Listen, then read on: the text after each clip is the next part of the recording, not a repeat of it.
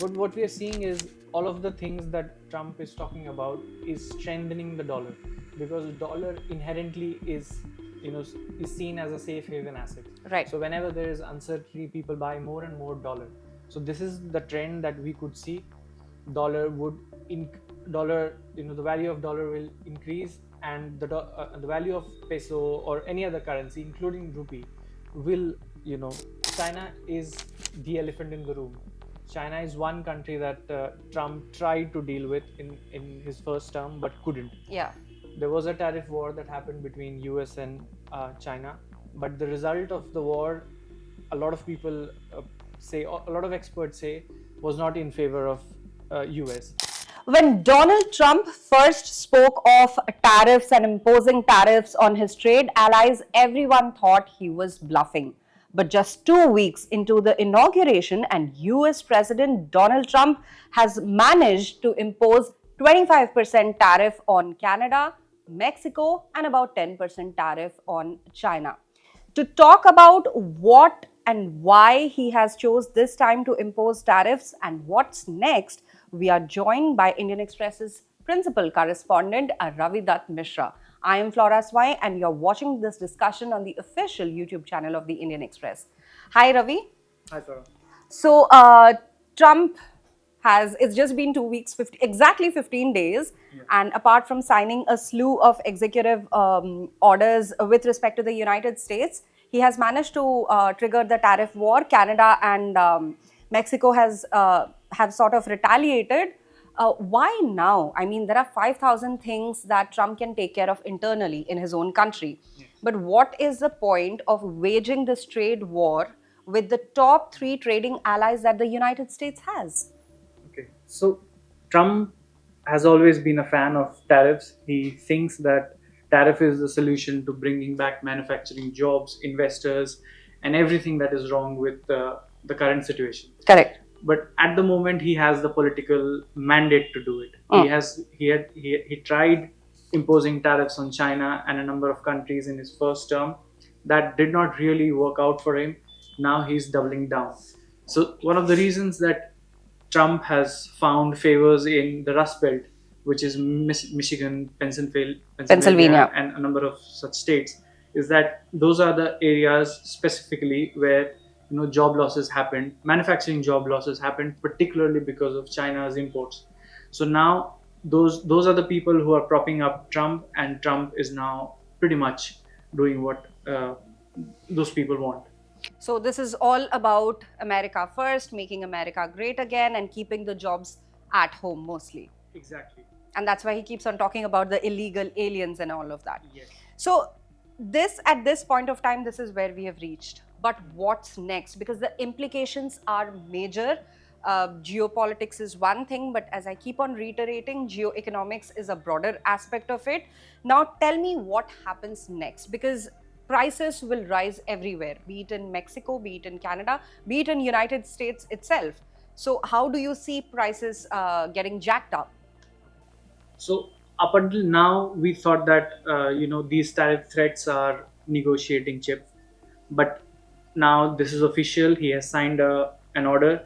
Although there are negotiations still happening with Canada and Mexico, but now these things are in the fine print. So for instance, a very well-known international economics professor was explaining this morning, Richard Baldwin. He wrote that, for instance, let's take a product, automobile. Much of the manufacturing of automobile happens in Mexico and Canada, and what happens in the US is just the assembly. Ah. Now, if tariffs are imposed on Canada and Mexico, they will become uncompetitive, and a lot of cars are going to come from Japan and Korea.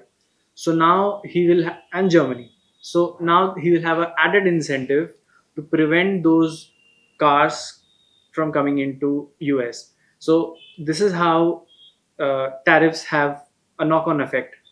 So that is why he's talking about imposing tariffs on European Union, because of these tariffs, others will have an advantage, and then he will have to prevent those products from coming in European Union. Absolutely. There are a lot of signs on social media as well where, there are aisles and aisles of liquor in supermarts and all. And because of the impending price hike, there are already signboards and placards that have gone up in Canada that buy Canadian instead.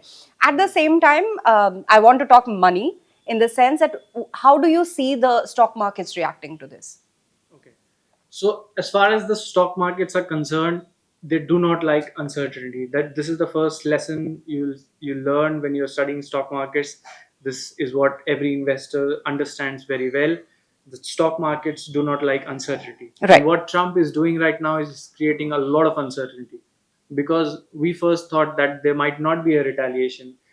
Some of the weaker economies compared to US might take those tariffs and try different means to negotiate with Trump.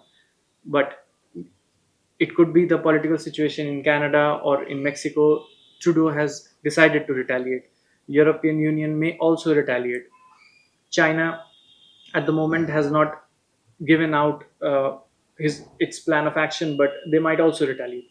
So these things create uncertainty because our world is much more globalized today than it ever was, and Absolutely. uh, any tariff on one country impacts other countries because there are parts, there are supply chains, and these things complicate.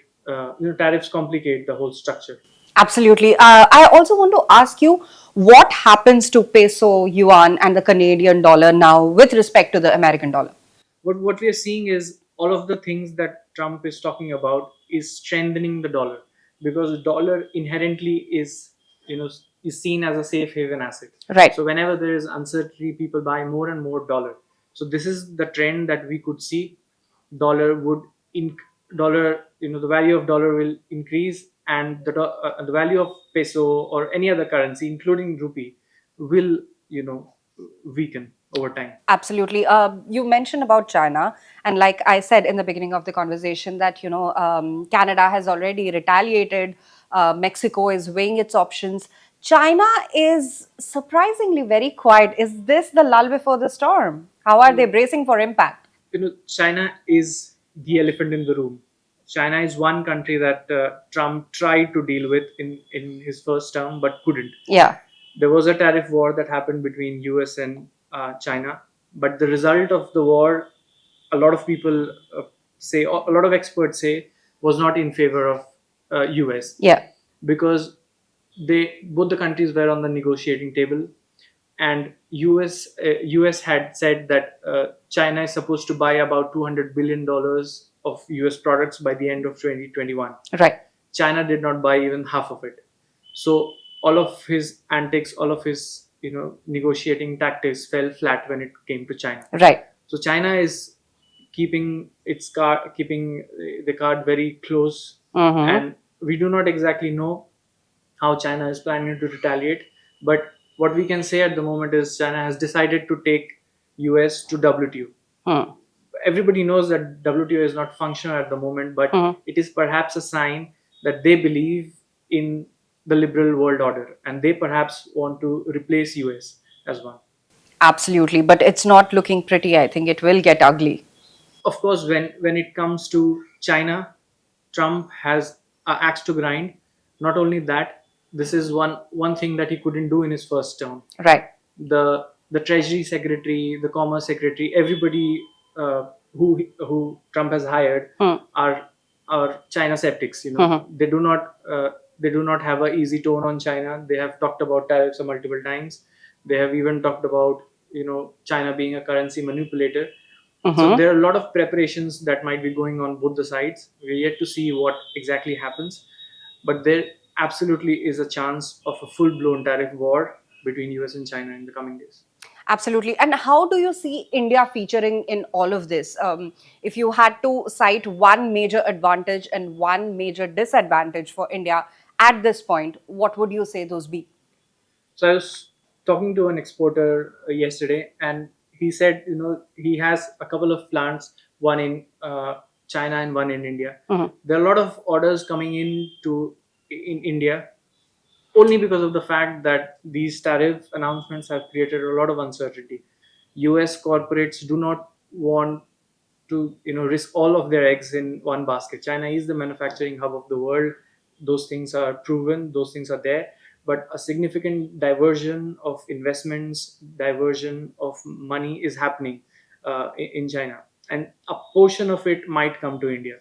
Of course, a lot of things. A lot of things are can kind of vary, because we have cut down our custom duties. We are trying to make our economy more attractive, but China has also prepared very well. We have seen that China has increased its influence in ASEAN region. Right. And ASEAN region has a lot of Chinese companies now. A lot of investments have gone there. So there's an increasing chance that more of Chinese manufacturing will spread in the ASEAN region, and through ASEAN might enter the United States. Absolutely. These will have larger implications. Do you think somewhere that this sort of a trade war is short lived, and somewhere along the way, Trump will have to sort of eat crow and roll back the tariffs? Before I get to that topic, we should know that Trump is using the emergency powers that are in the American Constitution, and he's using fentanyl and these things as excuses, because Right. these are the exact things where nobody would be able to question him on courts. Now, I mentioned fentanyl and the range of immigration issues that he had mentioned, because it gives us a sign that Trump is extremely serious and he doesn't want any objection on its side. He Correct. has a majority in Congress. He has a majority, In both the houses. better majority compared to the last time. Yeah. So that is why there is a good chance that he'll go through with the tariffs on European Union. He might not be bluffing. Now, this is where it becomes complicated. European Union is the largest custom union in the world. It is the largest trading partner of a lot of countries, including India. So if tariffs are imposed on China, there will be European Union. There will be major implications on India, only because inflation will go up in European Union, and Indian products. We export about 75 billion worth of goods to European Union, Correct. and those will become incompetitive. Their appetite to buy our products would go down, and that is a major risk. So, Mexico and Canada and China was one thing, but the tariff threat moving beyond these borders to European Union makes it a far larger implication for the world. Absolutely. So it's mostly a wait and watch right now, more so after Canada and Mexico have retaliated, and what will China say next, and how India is positioned in amidst this entire trade war that has been triggered by US President Donald Trump just 2 weeks after his inauguration.